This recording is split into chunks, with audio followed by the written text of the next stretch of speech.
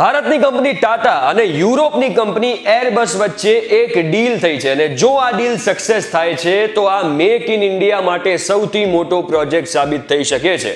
હવે આ ડીલ કઈ છે, આ ડીલની અંતર્ગત શું બનાવવામાં આવશે અને કેમ આને આટલું મહત્વ આપવામાં આવી રહ્યું છે એના વિશે થોડું ડિટેલમાં જાણીએ.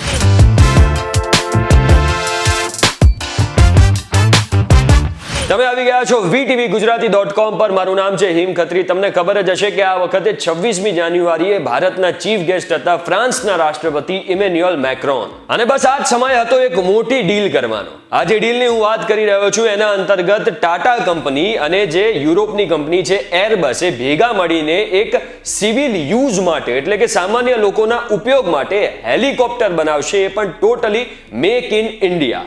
હાલમાં ભારતમાં ટ્રાન્સપોર્ટ સહિત અનેક વસ્તુઓ એવી છે કે જેમાં હેલિકોપ્ટરનો ઉપયોગ બહુ ઓછો થાય છે, કારણ કે મોંઘું પણ પડે છે અને ઇઝીલી એક્સેસેબલ નથી. પણ જો આ પ્રોગ્રામ સક્સેસ જાય છે, આ જે યોજના છે એ સક્સેસ જાય છે, તો બની શકે કે આગામી સમયમાં ઘણી બધી પ્રોબ્લેમ્સ આને લગતી સોલ્વ થઈ શકે છે. અને એટલે જ એરબસ અને ટાટાની subsidiary company Tata advance system limited વચ્ચે આ ડીલ થઈ છે. જો કે હજુ એ નક્કી નથી કરવામાં આવ્યું કે ક્યાં મેન્યુફેક્ચરિંગ કરવામાં આવશે. હવે ક્યાં મેન્યુફેક્ચરિંગ કરવામાં આવશે એ ભલે નક્કી ના હોય, પણ કયા હેલિકોપ્ટરનું મેન્યુફેક્ચરિંગ કરવામાં આવશે એ નક્કી છે. આ ડીલ અંતર્ગત H125 હેલિકોપ્ટર બનાવવામાં આવશે, જે ઓલરેડી એક બેસ્ટ સેલિંગ હેલિકોપ્ટર છે. હવે જો આની ટાઈમલાઈનની વાત કરીએ તો એવું કહેવામાં આવી રહ્યું છે કે આગામી 2 વર્ષની અંદર આની ટોટલ મેન્યુફેક્ચરિંગ ફેસિલિટી તૈયાર કરી દેવામાં આવશે અને 2026ના એન્ડ સુધીમાં હેલિકોપ્ટરનું મેન્યુફેક્ચરિંગ પણ કરી દેવામાં આવશે કે જે ટોટલી મેડ ઇન ઇન્ડિયા હશે.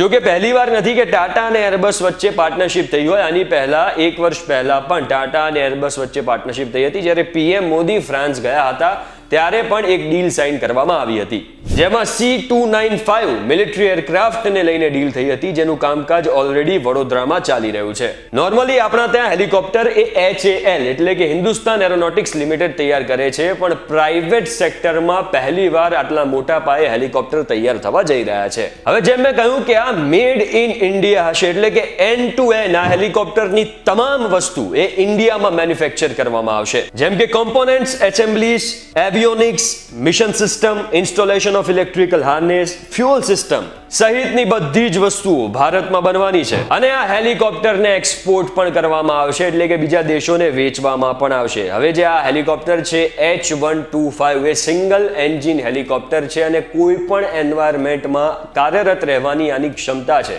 એટલે જ આ હેલિકોપ્ટર અત્યાર સુધીનું બેસ્ટ સેલિંગ હેલિકોપ્ટર કહેવામાં આવે છે. હવે આનો ઉપયોગ ઘણા બધા મિશનમાં કરી શકાય છે, જેમ કે ફાયર ફાઇટિંગમાં, પોલીસને પણ ઇમરજન્સી માટે હેલિકોપ્ટરની સુવિધા આપવામાં આવી શકે, રેસ્ક્યુ માટે, એર એમ્બ્યુલન્સ માટે, પેસેન્જર ટ્રાન્સપોર્ટ સહિતની વસ્તુઓ માટે આનો ઉપયોગ કરી શકાશે.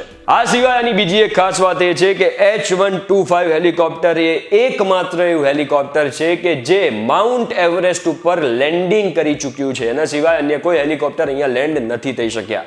એટલે જે રીતે ભારતના શહેરોમાં ટ્રાફિક વધી રહ્યો છે, દિલ્હી, મુંબઈ, બેંગ્લોર, અમદાવાદમાં જે રીતે ટ્રાફિક સતત વધી રહ્યો છે, 2 વ્હીલર્સ 4 વ્હીલર્સની સંખ્યા વધી રહી છે, એવામાં આ જે સુવિધા છે આગામી સમયમાં ઘણી ફાયદાકારક સાબિત થઈ શકે છે. એવું પણ બની શકે કે આગામી કેટલાક વર્ષમાં તમારે અમદાવાદમાં જ એક જગ્યાએથી બીજી જગ્યાએ જવું હોય તો તમે ખુદ હેલિકોપ્ટરમાં બેસીને જઈ રહ્યા હો. હવે આ પ્રોજેક્ટ ક્યારે સફળ થાય છે, કેટલો સફળ થાય છે, તો આગામી સમયમાં ખબર પડશે. પણ જો આજના ડેલી ડોઝના એપિસોડ તમને કામનો લાગ્યો હોય તો વિડીયોને શેર કરજો, લાઇક કરજો અને આવા જ અન્ય ઇન્ફોર્મેટિવ વિડીયો માટે જોડાયેલા રહેજો VTVGujarati.com સાથે.